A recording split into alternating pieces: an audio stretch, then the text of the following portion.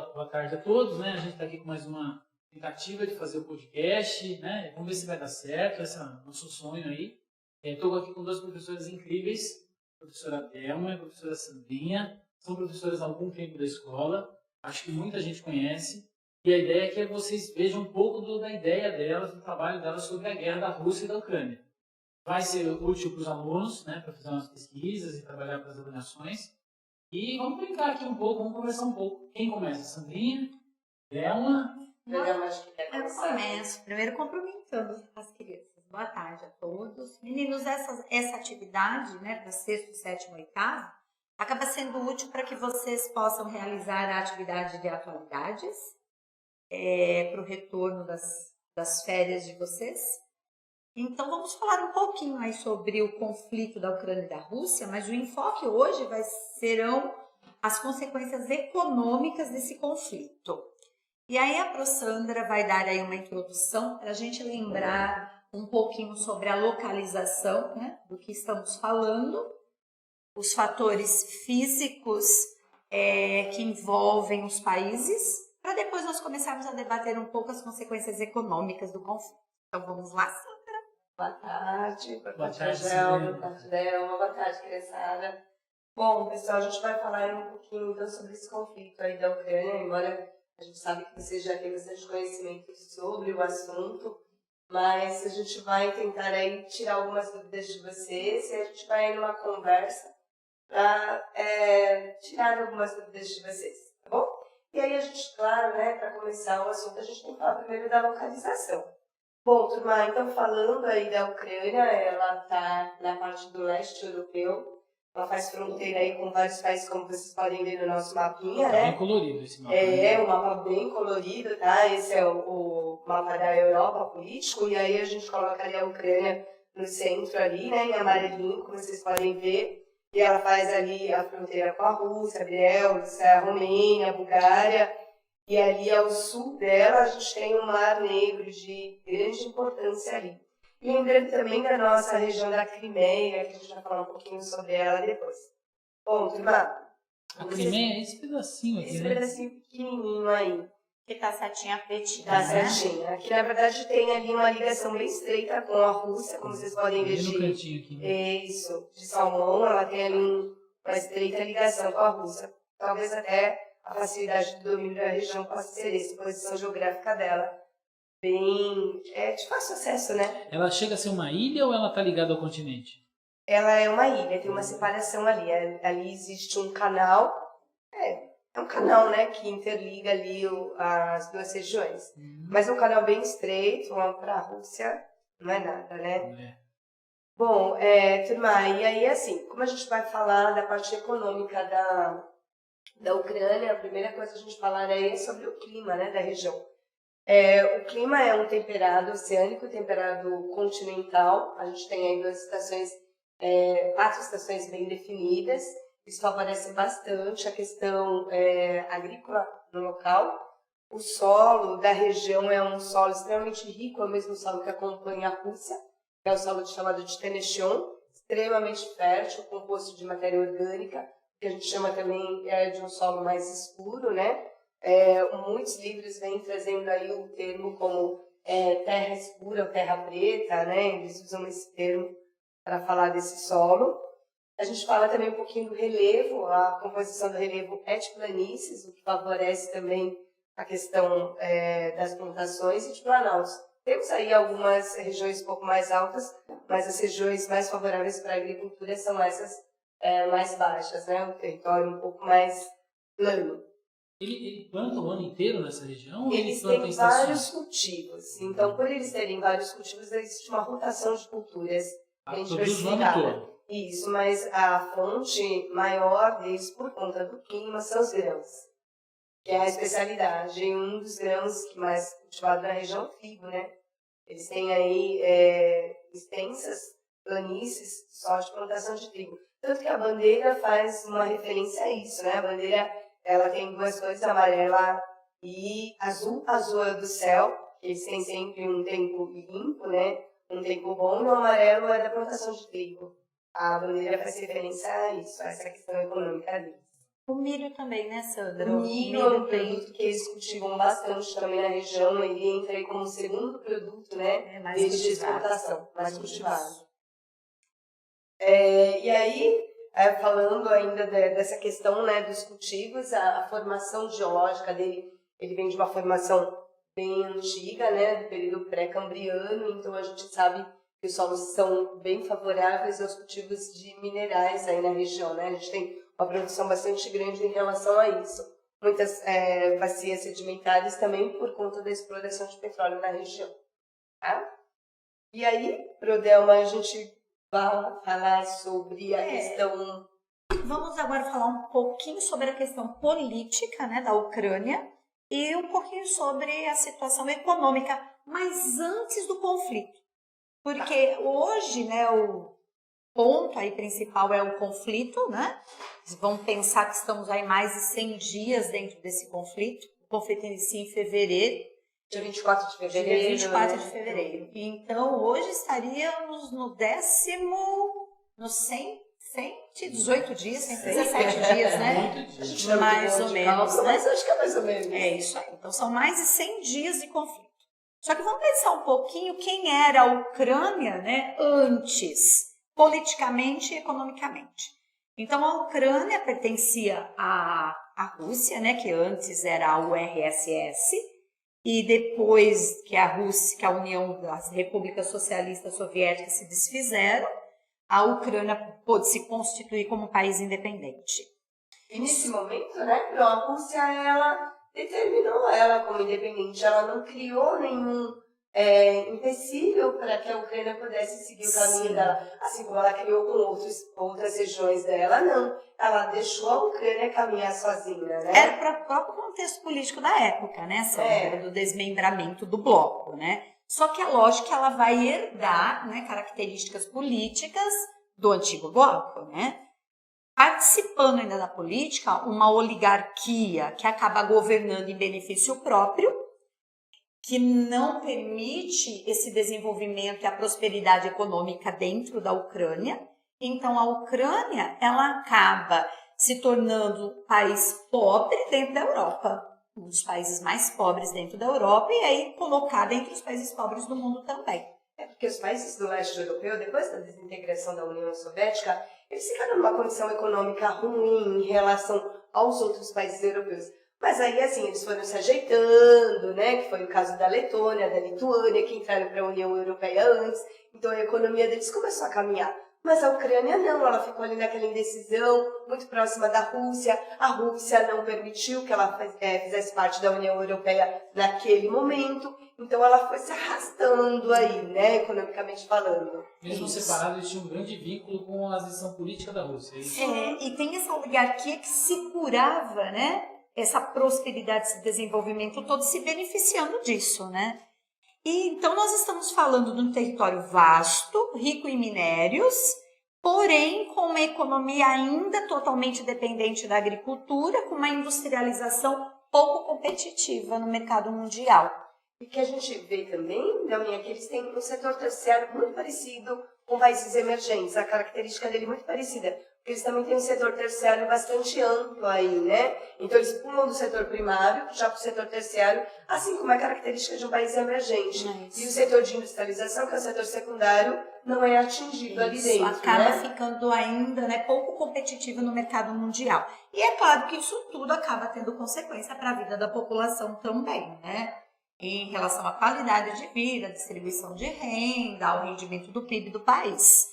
Eu vi também, eu percebi que eles têm muito funcionalismo público lá dentro, né? Eles ainda têm essa questão bastante amarrada, talvez por uma herança socialista, né? Porque no período socialista eles tinham muito esses cargos públicos e essa característica ainda ficou com eles. Muita gente ainda trabalhando em serviços públicos, né? As empresas privadas ainda são de pequeno porte lá dentro, né? Eu acho que isso também atrapalhou a economia deles. Com certeza. E isso acaba acarretando, então, um PIB mais baixo em relação aos outros países, né? Então, assim, eles vivem à base da agricultura. Da agricultura. Não tem indústria. A indústria petróleo existe. Eles não têm também, nem gás. O gás e o petróleo vem da Rússia para eles, é isso? A indústria ela existe, né, Rangel? Mas ela ainda não é competitiva se você for comparar com outros países, né, da Europa, né? Que são países industrializados já, né? Sim. Ela está muito atrás. Se é uma intenção da Ucrânia fazer parte da União Europeia, né, ela vai ter que fazer ajustes para conseguir essa aceitação, né?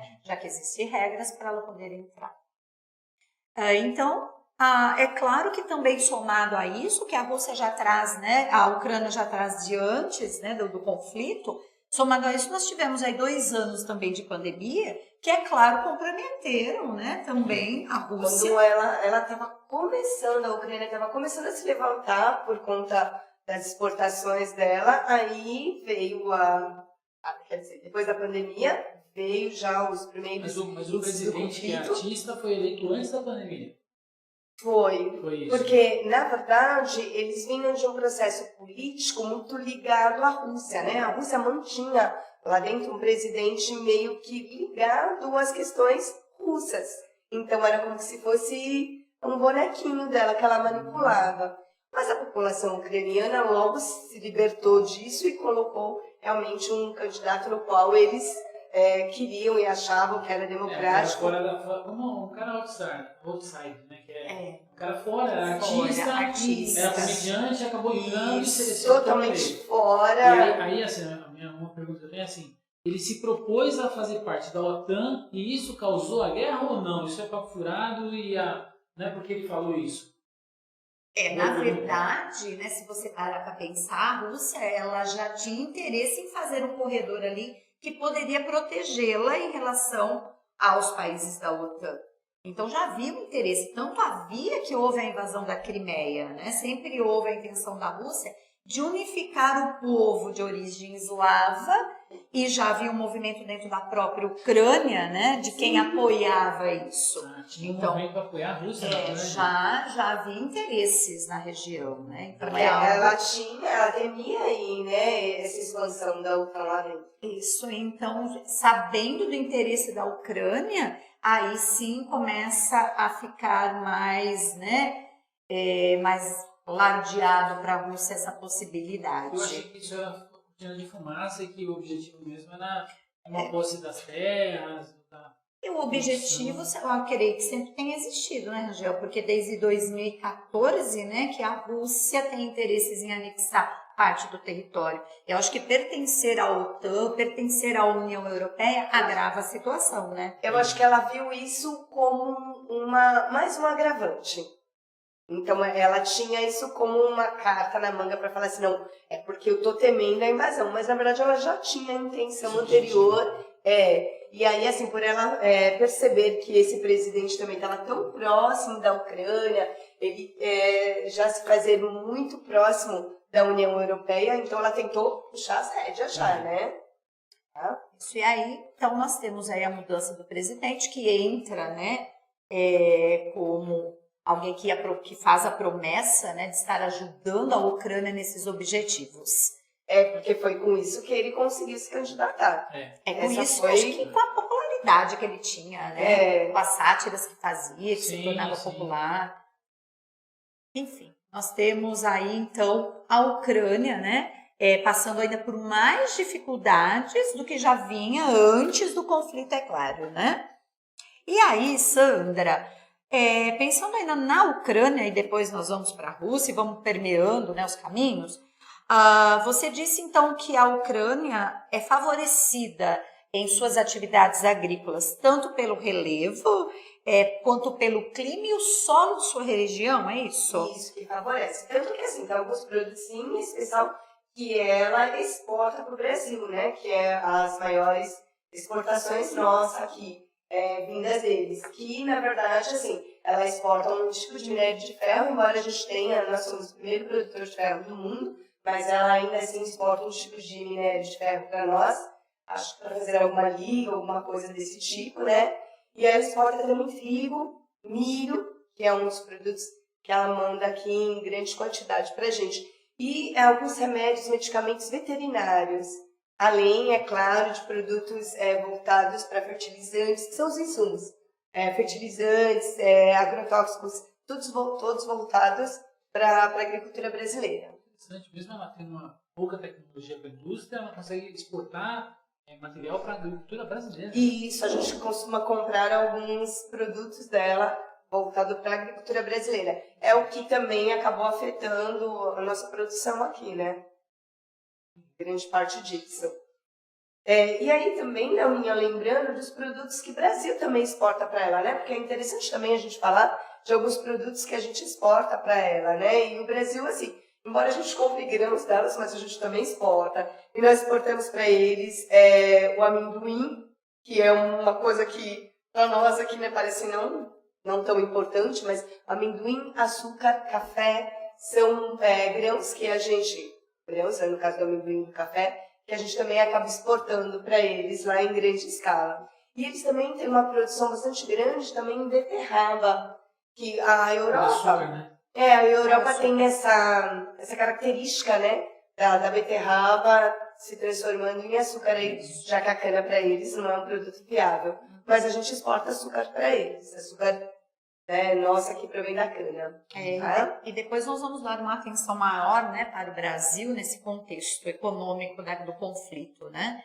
E aí, então, nós observamos, né, Sandra e Rangel, que a Ucrânia, ela, devido ao conflito, ela é atingida, né, na sua economia, mas não só, né? A Ucrânia também sofre hoje com as questões do território, né, destruição, que depois ela vai ter que reconstituir isso tudo. E tem uma coisa, sabe, Amin, que é muito interessante. Embora eles assim, estejam bastante atrasados em relação ao desenvolvimento dos países europeus, a linha de transporte deles é muito eficiente.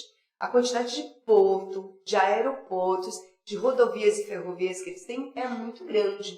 E grande parte da mercadoria deles é escoada por ferrovia, o que assim facilita bastante a vida deles. Só que aí tem um grande problema, né?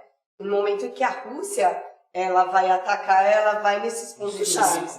O porto, o aeroporto, são os locais onde ela vai constantemente ali atacando para evitar que essa exportação saia, né? E aí depois, né, quando o conflito vier a cessar, que é o que se espera, né, venha a necessitar de empréstimos para poder reconstituir isso tudo, né, Sandra? Então, e aí falando sobre essa questão, a gente vê que o Banco Mundial hoje ele acredita que o mundo entra numa crise muito grave por conta disso, porque mexe com o mundo inteiro, né? E ele acredita que vai precisar de uns 170 milhões aí para poder recuperar o país, para recuperar tudo isso que fora perdido aí, que na verdade é um valor bastante alto, né?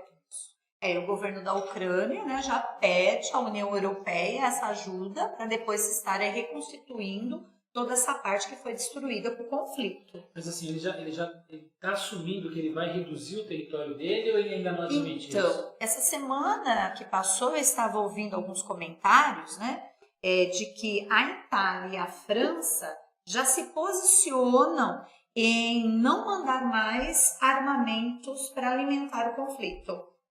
Devido aos problemas econômicos, a inflação que está atingindo o mundo todo, eles começam a questionar se o envio de armas ainda, né, deve acontecer, porque esse envio de armas anda segurando e alimentando o conflito. Já há falas no sentido de a Ucrânia aceitar a perda desses territórios para a Rússia e entrar num acordo de paz. Porque ela não vai aguentar o conflito sozinha. Se outros países que estão ajudando, que estão alimentando ela, saem de cena, ela não tem como ela tentar continuar nesse conflito, porque ela não tem armamentos, né? Ela não tem condições de armamentos para combater, né? Sim. Mas deixa eu voltar um pouco na Guerra Fria, na Rússia e tudo, na União Soviética. Tinha mísseis nucleares da União Soviética no território da Ucrânia. Com a separação, quando existiu, não tem mais a União Soviética, tiraram esses símbolos nucleares ou ficaram lá? Uma parte ficou por um tempo, né? Porque foi um acordo feito com a ONU, né? A ONU diz que as grandes potências tinham que se desarmar. Isso foi o dito, né? O combinado. Mas a gente sabe que tanto a Rússia quanto os Estados Unidos, eles esconderam grande parte desse armamento, senão ela não teria hoje todo esse armamento para lutar contra a Ucrânia. De onde veio isso? Se ela destruiu tudo no período da Guerra Fria, ela não tinha que ter esse arsenal todo lá guardado, né? Onde estava. E tanto que a Ucrânia necessita de armamento e pede, né? Toda vez o governo entra em contato com os outros países pedindo, né, armamentos pesados para manter o conflito, porque ele não tem condições de manter Mas sem a essa ajuda. Ucrânia não é uma potência nuclear igual a Índia, igual a Rússia, a Ucrânia não é. Olha, pelo que eu tenho de conhecimento, não. A função dela é manter realmente a questão agrícola, é um celeiro ali para a Rússia. Ela não vê ela como essa potência militar, não. Sim. E aí, a situação de término desse conflito se torna cada vez mais difícil, porque apesar de todos os embargos realizados, né, em relação à Rússia, tanto no sistema financeiro quanto no sistema de comunicação, isso não conseguiu segurar. Eu vi que a Rússia fez um esquema que a venda do gás para os países da Europa dela, ela obrigou que eles pagassem para ela em rublos russos, para subir a cotação do rublo.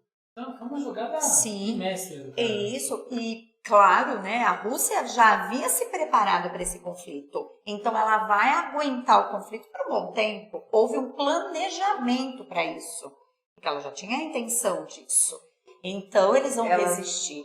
Ela não estava ali, foi assim do nada, não, já eram planos dele, né? Já eram coisas que já vinham já há muito tempo já, né? Então ela foi ali, pegou a Crimeia, tentou ali apaziguar o negócio, né? E foi tomando aos poucos território ali. Mas isso também a Ucrânia já mais ou menos visualizava, né? Sim, e o Putin conta ali com um corpo de ministros que já vem acompanhando ele há algum tempo.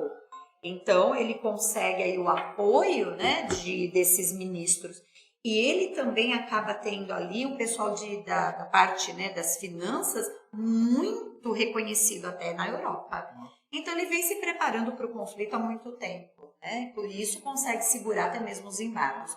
E também uma oligarquia dentro da Rússia que é a favor de Putin e apoia também ele no conflito. Dentro da Rússia ou dentro da Ucrânia? Dentro da Rússia, apesar dos prejuízos sofridos, ele tem apoio dessa oligarquia também. Porque senão também ele não teria todo esse poder que ele tem lá dentro, né? Ele precisa de apoio.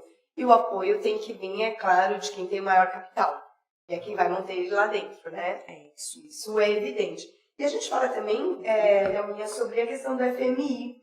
O FMI falou que a economia agora, para 2021, ela ia desacelerar muito, né? Então a economia deles ia cair bastante. Então, assim, a primeira vista dele era de 6,1 para 2021, que é esse ano, e de 3,6, que seria para 2023. Ou seja, a cada ano que passa, né, essa questão deles vai caindo mais. Lembrando que também tem a questão até mesmo do PIB. O PIB deles também caiu demais por conta da guerra, porque na verdade eles não têm aí condições, né, para poder exportar e estar aí entrando dinheiro, já que a Rússia ela tem vetado todas as exportações deles, né? O governo ucraniano, ele acredita que eles ainda vão ter mantimento para eles. Internamente, ele não acredita numa crise de fome lá dentro. Ele acredita que eles consigam ainda abastecer, porque eles não estão exportando, mas eles continuam. Tanto que assim, 75% das indústrias deles estão em funcionamento. Só 25% que fecharam, foram destruídas, as né? imagens que a gente vê de destruição Embora a gente sabe que não tem uma quantidade grande de indústrias, tá? Bem lembrado isso, que não são elas que fazem o capital girar ali, mas que pelo menos tem emprego para algumas pessoas. E a gente também fala que, assim, as pessoas que estão trabalhando nessas empresas, algumas parcelaram os salários, né? Eles parcelam o salário, e alguns, assim, prorrogaram o pagamento dos salários, porque eles também não têm como manter esses funcionários, né? Devido ao crescimento baixo, Isso. né? A União Europeia, ela também coloca, né, a situação, né, dela em relação ao conflito. Há esse interesse da União Europeia livrar-se desse domínio russo através do gás. Só que hoje eles percebem que não é fácil, né? Então, o investimento. Tem a ideia, né, de a maior parte dos países europeus hoje optam por uma energia alternativa, que é, assim, uma das fontes onde eles vão conseguir, assim, se livrar um pouco da Rússia. Se eles buscam fontes alternativas de energia, talvez se livrem um pouco aí desse laço da Rússia, né? E também, gente, há de convir que são recursos não renováveis, mas cedo ou mais tarde a Rússia vai perder essas reservas. Ela conta que isso precisa de investimento a longo prazo, né, Sandra? Sim. Então, não é fácil você reverter essas energias limpas a curto prazo para se ver livre dos gasodutos. Até a Alemanha, que pretendia, né, diminuir a produção de energia, acabou tendo que usar as suas usinas nucleares novamente, né, para poder diminuir o uso. Mas é uma alternativa para os países europeus tentarem se livrar delas. E é uma busca, assim, bastante grande de todos os países europeus agora nessa nova forma deles. Isso, e há um próprio incentivo também dos Estados Unidos em desenvolver essas fontes de energias limpas e renováveis para tentar também se ver livre dessa pressão exercida pela Rússia do gás e do petróleo. Mas isso vai ser a longo prazo, né, para a União Europeia. E Minha, falando sobre a questão do Brasil, então a gente também lembra assim, por que os produtos agrícolas aqui no Brasil também ficaram tão caros, né? Porque a gente vê uma alta aí da inflação muito grande por conta, principalmente, das questões alimentares, né? A família brasileira hoje ela precisa muito mais do que o que ela tinha para poder se manter. É o custo de vida, esse né? custo de vida, né? Então a gente fala assim, quanto isso afetou o Brasil, né? Sim, se afetou o mundo todo, nós não ficaremos de fora, né? Lembrando, né, a globalização não tem como. Se estamos dentro do mundo globalizado, somos atingidos, né? Porque compramos os grãos, esses grãos, né, que a Sandra tinha dito aí no começo, o milho, o trigo, eles são proteínas animais. Consequentemente, você tem um aumento também do preço, né, da proteína animal. Então, o preço acaba sofrendo aí os efeitos da inflação. Nós temos a situação do petróleo, né? Aí subindo cada vez mais, aí uma previsão de subida dos barris do petróleo, atingindo aí mais de R$100, acho que chegaram a 120 e poucos reais, né, cada barril, em dólares, né, não em reais, perdão. E isso aumenta a inflação e aumenta todo o ciclo da engrenagem do capitalismo. Porque a Rússia hoje ela é o segundo maior exportador de petróleo, né? Ela só perde para a Arábia Saudita. Então ela tem ali toda a Europa, quem abastece é ela, né? Então, quer dizer, embora o Oriente Médio tenha o OPEP ali e tudo, mas ainda a Rússia tem um capital um pouco maior ali sobre os países europeus, uma aliança maior, né? Então, para ela, esse preço do petróleo ela aumentando vai afetar a gente de qualquer forma, afeta, né? E a economia brasileira é assim, né? O petróleo subiu, sobe tudo, né? Isso. Sobe o gás, sobe o transporte, e aí todos os outros gêneros vão subindo também. E aí a inflação, claro, né, tende a aumentar. E aí a gente fala muito sobre essa questão da pobreza, né? Porque o nível, né, de pobreza no mundo acaba aumentando. Com a pandemia, a gente já teve uma decaída muito grande. Com a guerra, a gente vê aí um processo maior ainda, né? Isso, atingindo não só as camadas mais pobres, mas atingindo a classe média também, né? Esse custo de vida acaba chegando no bolso de todos. Até mesmo do próprio comerciante, né? Até no mundo dos negócios. Eu acho que todos sentem, né? Quando você tem aí uma crise mundial.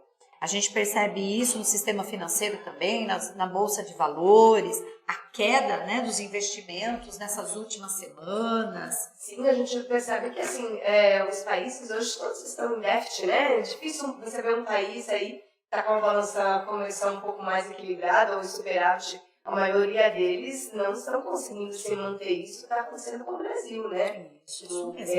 Essa crise, ela acaba afetando de uma certa forma o mundo todo, né? Quem está na Europa, quem está fora da Europa também, né? Sim, e o Brasil, além do problema do combustível, né, da energia, ele também tem aí o problema dos fertilizantes, que também eleva, né, o preço dos produtos agrícolas. E essa eminência, né, se a guerra se prolonga muito, se vai continuar recebendo os insumos e os fertilizantes dos países envolvidos no conflito. O Brasil sendo também um país agrícola...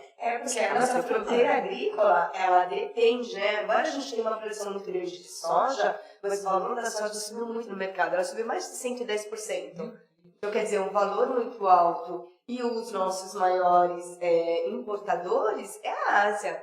Então, quer dizer, a gente acaba ficando aí com o produto também parado, né? O que não é bom, né? Nem para a economia brasileira, nem para nenhuma outra. A agricultura da Ucrânia tendo caído, conseguindo mandar para fora o produto deles, o Brasil, como é um produtor agrícola, está em vantagem? Ganha mais dinheiro com isso? Não? É porque aí, assim, tem os parceiros comerciais, né? Então, assim, se a Ucrânia não está vendendo, outros vão vender no lugar dela. Isso existe a boa oportunidade, né? Esses dias eu estava vendo que mesmo na Bolsa de Valores, né? Que você tem que saber agora no que você investe. Sempre tem gente que ganha na crise. Sim. Então, é lógico que vai ter jeito de ganhar na crise também, né? E assim, dos países que estão se favorecendo aí é a própria Argentina, né? Ela se favoreceu aí com essa questão da guerra na Ucrânia, porque ela é um grande fornecedor também de trigo. Então, para ela, isso foi bom.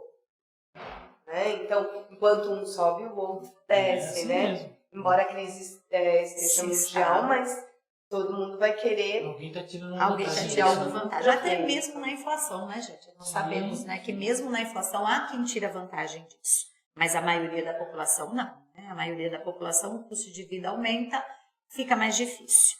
E aí, nessas últimas semanas também, nós tivemos aí no Brasil a situação da Petrobras, agravando aí também a situação do Brasil, com mais um anúncio, né, das subidas do combustível, 5% na gasolina, né?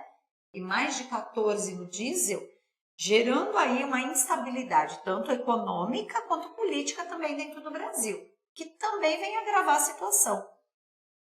Há iminência, né, falas também até dos caminhoneiros, né, retomarem as paralisações que o Brasil veio a sofrer alguns anos atrás, as consequências da paralisação dos caminhoneiros.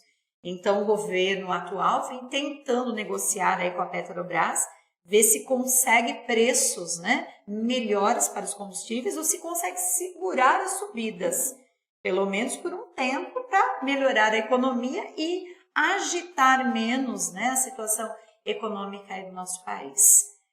Então, isso também vem agravar a situação do Brasil, somada aí, né, a todos esses outros fatores. A todos né? esses fatores. Mas lembrando que, assim, de uma forma geral, o mundo inteiro, ele vai ser afetado pela guerra.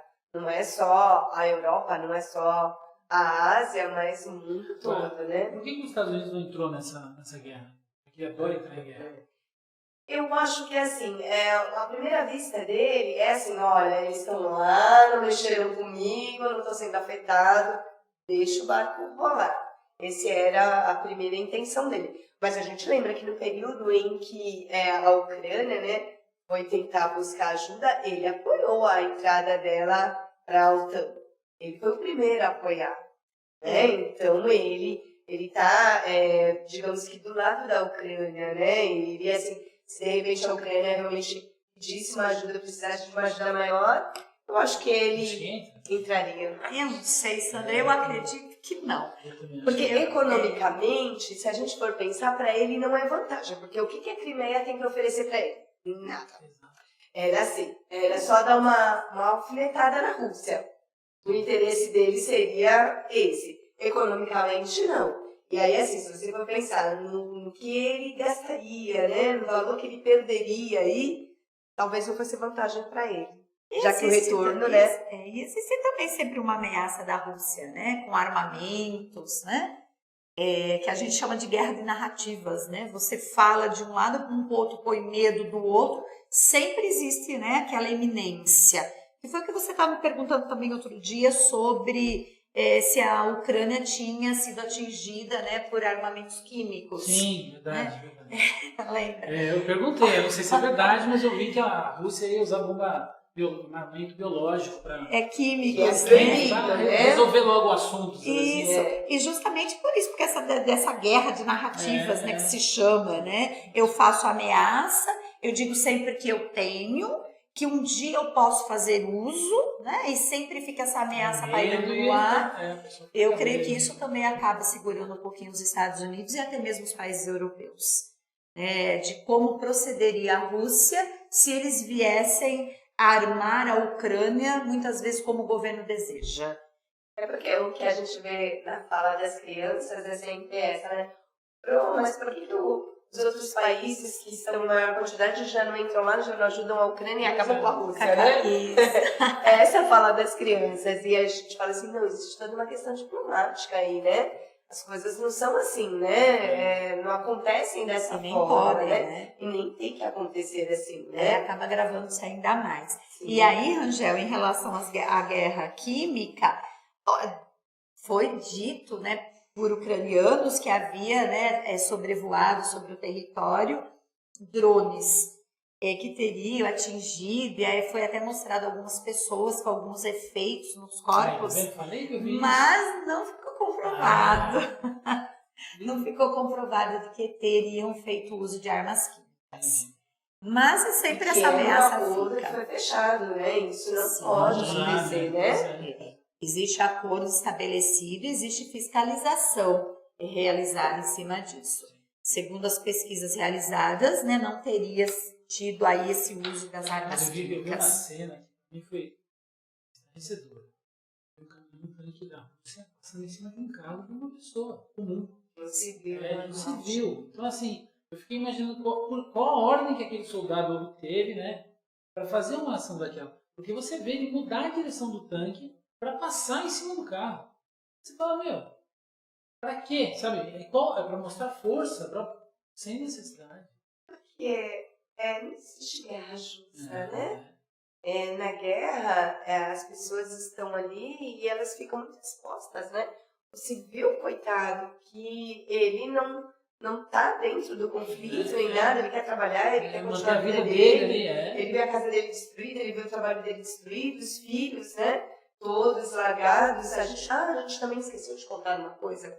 A gente tem um processo muito grande de imigração da Ucrânia para outras regiões. Ele já acontecia antes do conflito. Por conta da dificuldade financeira. Por conta de que outros países que fazem fronteira já terem uma economia melhor. Sim. Então, a gente já tinha essa saída de ucranianos, já era um fluxo normal. Agora, então, aumentou demais. E isso vai afetar a questão da população lá dentro. Eles têm uma baixa natalidade lá, isso já é uma característica deles.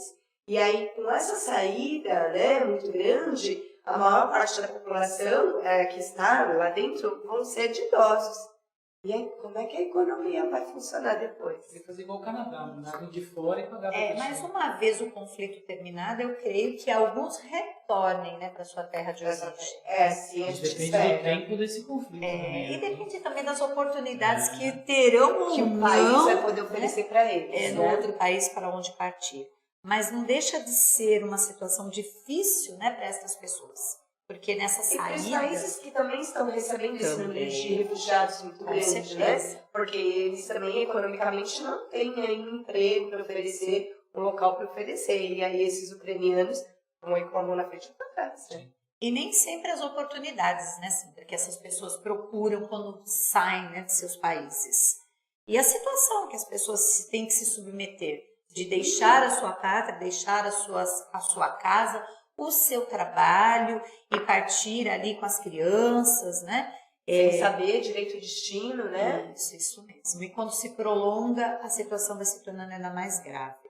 É claro que ninguém ganha, né, dentro de um conflito, mas nós sabemos que os conflitos, eles existiram no passado, né?